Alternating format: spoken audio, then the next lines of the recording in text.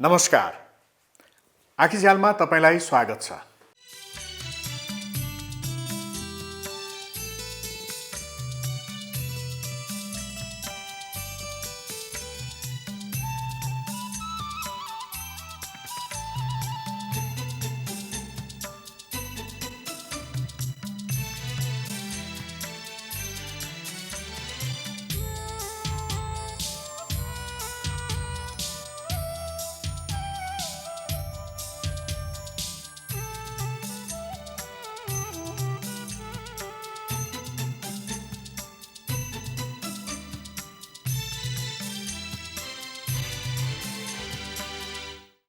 आज हामी यात्रा प्रस्तुत गर्छौं। आँखीझ्याल टोली हालै मात्र पूर्वी तराई र पहाडका विभिन्न ठाउँ पुगेर फर्किएको छ। जलवायु परिवर्तन अनुकूलनमा समुदायको अभ्यासलाई समेट्नु यात्राको उद्देश्य थियो। काठमाडौँदेखि सिराहा उदयपुर हुँदै ओखलढुङ्गासम्म पुगेर गोपालजङ थापाले तयार पारेको यो यात्रा संस्मरण। 2078 असोज 7 गते बिहिबार आँखीझ्याल टोली काठमाडौँदेखि ओखलढुङ्गासम्मको यात्रामा निस्किएको छ। काभ्रेको धुलीखेल नगरपालिका वडा नम्बर 11 डाँडा गाउँमा बिहानको नास्ता खान्छौं। अब हामी बेपी राजमार्ग हुँदै अघि बढ्छौं। रोसी खोला छेउछाउका हरिया धानका फाँटहरूसँगैको सुन्दर दृश्यले हाम्रो यात्रा आनन्दित हुँदैछ। यो मौसमले नेपालीहरूको महान पर्व विजयादशमी आइरहेको सङ्केत पनि गर्दैछ। सिन्धुलीको मूलकोट सुनकोशी बजार छेउको एउटा व्यापारिक केन्द्र।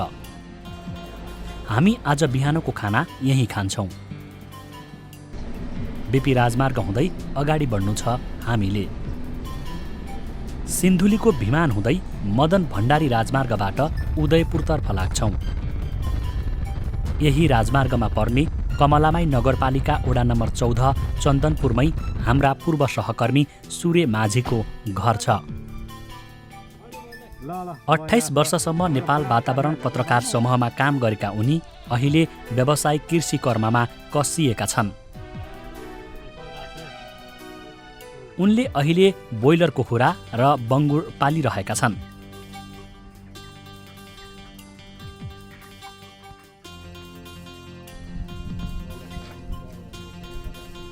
बङ्गुर पाल्नका लागि व्यवस्थित गोठ बनाउने योजना उनको छ। सूर्य माझीसँगको छोटो भलाकुसारीपछि हामी मदन भण्डारी राजमार्ग हुँदै अघि बढ्छौं। यो राजमार्ग पूर्वी नेपाललाई काठमाडौँसँग जोड्ने एक वैकल्पिक बाटो पनि हो। राजमार्ग निर्माण कार्य पूर्ण रूपमा सकिएको छैन। त्यसैले यो बाटोमा कमै मात्रामा सवारी साधन चल्छन्। धुवाँ धुलो र प्रदूषण बढी नसकेकाले यहीँबाट यात्रा गर्नुको मजा बेग्लै छ। यात्रा अवधिभर हामी उदयपुर, सिराहा र ओखलढुङ्गाका विभिन्न ठाउँमा पुग्नेछौँ। आज यात्राको तेस्रो दिन हामी उदयपुरको बेलका नगरपालिका वडा नम्बर 6 देउरालीमा जाँदैछौँ। देउरालीसम्म पुग्न बाटो निकै कठिन छ। चुरे हुँदै उकालो चढ्नुपर्छ। वर्षातको कारण देउराली पुग्ने कच्ची बाटो बिग्रिएकोले हामीलाई अगाडि बढ्न त्यति सहज छैन। सडक ठाउँ ठाउँमा बगाएको छ। गाडी कुदाउन निकै सकसपूर्ण छ।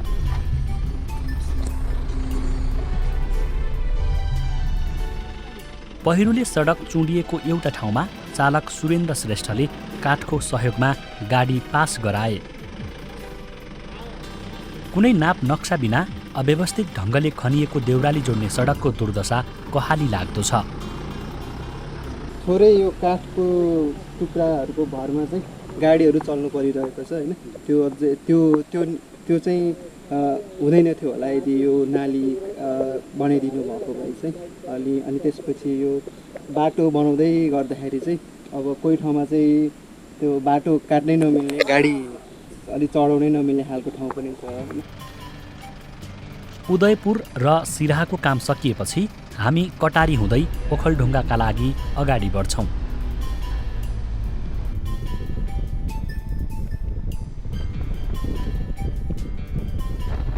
कटारीबाट ओखलढुङ्गा जोड्ने यो सडक 10 वर्ष पहिले कालोपत्रे गरिएको भए पनि अहिले यहाँ कालोपत्रेको नाम निशाना छैन।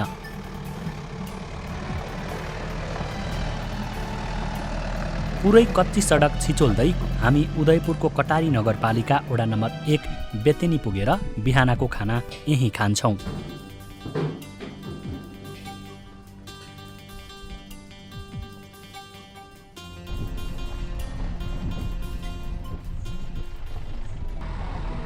सुनकोशी नदीको पुल तरेपछि हामी उदयपुरलाई छोडेर ओखलढुङ्गातर्फ लाग्यौँ।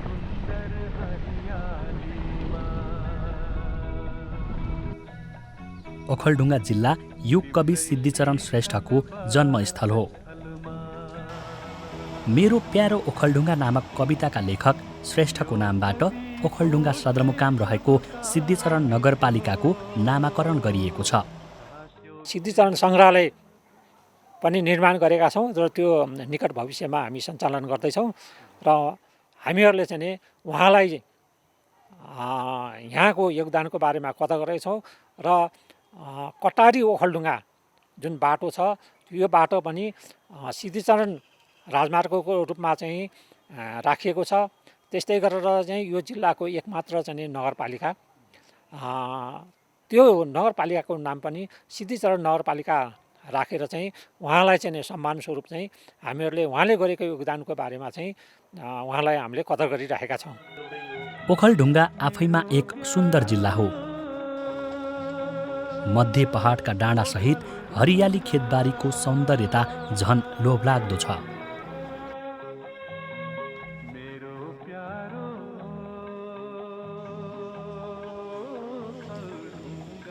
ओखलढुङ्गामा ऐतिहासिक ओखल पनि रहेको छ। इतिहास बोकेको ओखल भएको ढुङ्गालाई संरक्षण गरिएको छ। मल्लकालीन समयमा राजा लक्ष्मी नरसिंह मल्लले राज्य विस्तार गर्न काजी भीम मल्ललाई यस भेगमा पठाएका थिए। त्यो बेला उनले किराँतलाई परास्त गरी यहाँ राज्य चलाउन सफल भए।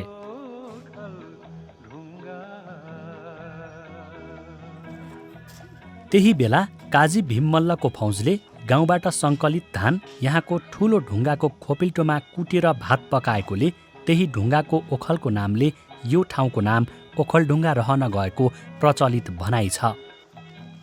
काजी भीम मल्ल यो ओखलढुङ्गा हुँदै चाहिँ काठमाडौँ फर्किने क्रममा यो ओखलढुङ्गामा जुन अहिले यो ऐतिहासिक स्थल ओखलढुङ्गा रहेको ठाउँ छ यहाँ चाहिँ बास परेको र यहाँ बास पर्दाखेरि चाहिँ गाउँबाट चाहिँ धानहरू सङ्कलन गरेर ल्याएको चाहिँ कुट्ने ठाउँ नपाउँदाखेरि यहाँ चाहिँ एउटा खोपिल्टो ओखल जस्तो चाहिँ खोपिल्टो ढुङ्गा देखेर चाहिँ यहीँ नै सेनाहरूलाई चाहिँ धान कुट्न लगाएर चाहिँ पकाएर भात पकाएर चाहिँ खानिदिएको हुनाले त्यो बेलादेखि चाहिँ यो ठाउँको नाम चाहिँ ओखलढुङ्गा रहन गएको भन्ने कुरो चाहिँ इतिहासमा पनि लेखेको छ र एउटा जनविश्वास पनि छ। ओखलढुङ्गाका धार्मिक, सांस्कृतिक, पर्यटकीय क्षेत्रहरू यहाँका मुख्य आकर्षण हुन्।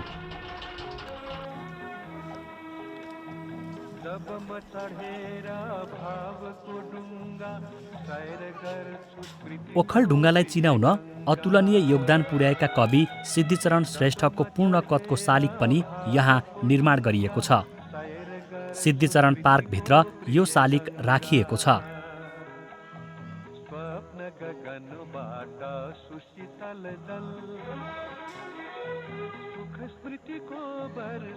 सदरमुकाम नजिकै जिल्लाका अग्रज स्रष्टाहरूको सम्मानका लागि स्रष्टा पार्क पनि निर्माण गरिएको छ।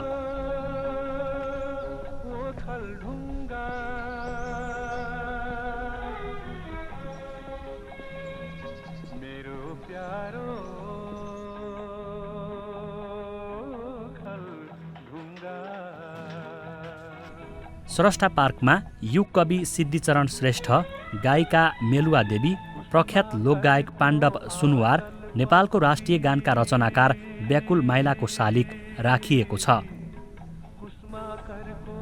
त्यसै गरी पार्क परिसर नजिकै बौद्ध स्तूपा पनि निर्माणाधीन अवस्थामा छ। पछिल्लो समय यहाँका पर्यटकीय स्थलहरूमा आन्तरिक पर्यटकहरू पुग्ने गरेका छन्। रुम्जाटार ओखलढुङ्गा गइसकेपछि पुग्नै पर्ने ठाउँ रहेछ। नेपालभरिमै रुम्जाटारको राडी चाहिँ प्रख्यात छ। त्यहाँ एउटा राडी बुन्छ, राडी कारखानाहरू पनि छ। त्यहाँको चाहिँ नि आफ्नै मौलिक संस्कृति पनि छ। त्यहाँ त्योदेखि बाहेक यहाँका थुप्रै ठाउँहरू चाहिँ नि पर्यटकीय दृष्टिकोणले घुम्न लायकका ठाउँहरू छन्। सदरमुकामबाट आज यात्राको 7औं दिन हामी ओखलढुङ्गाको सुनकोशी गाउँपालिकातर्फ जाँदैछौँ।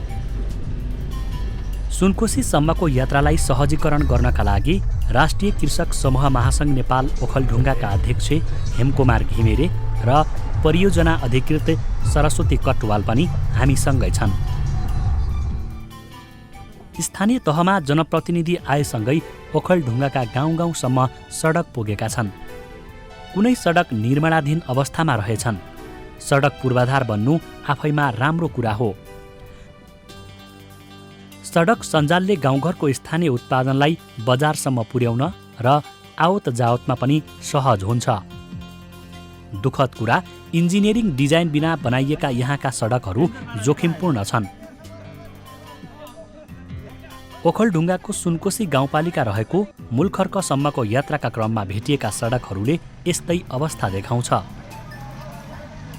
मुलखर्कबाट सुनकोशी गाउँपालिका वडा नम्बर 9 कटुन्जे जोड्ने सडकमा पर्ने कोस भन्ज्याङमा हिलाम्मे सडकमा हाम्रो गाडी फसेको दृश्यले दैनिक यही सडकबाट पुग्ने सवारी साधनको यात्रा कति डरलाग्दो र कठिनपूर्ण होला भन्ने कुरा प्रष्ट हुन्छ।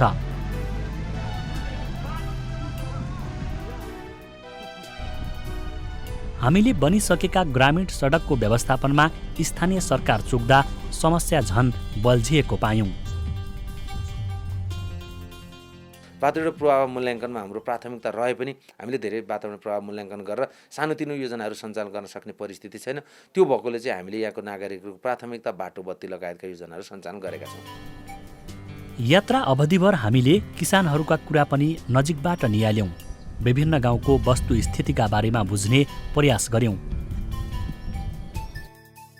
यस क्रममा कोभिड-19 को असरबाट कुनै क्षेत्र पनि अछुतो नभएको देख्यौँ।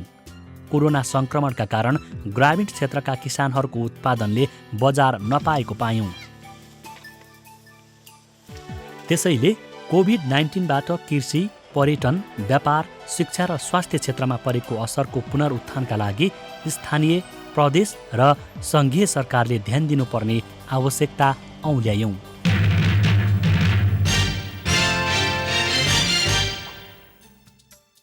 आँखीजाल कार्यक्रम फेसबुक र युट्युबमा पनि हेर्न सकिन्छ। हाकाहाकीonline.com मा आँखीजाल हेरी त्यसै मार्फत सुझाव र प्रतिक्रिया पठाउन सकिन्छ। हवस् त, आजको आँखीजाल यति नै। अर्को साता यही समयमा समसामयिक विषय लिएर हामी फेरि आउनेछौँ। नमस्कार।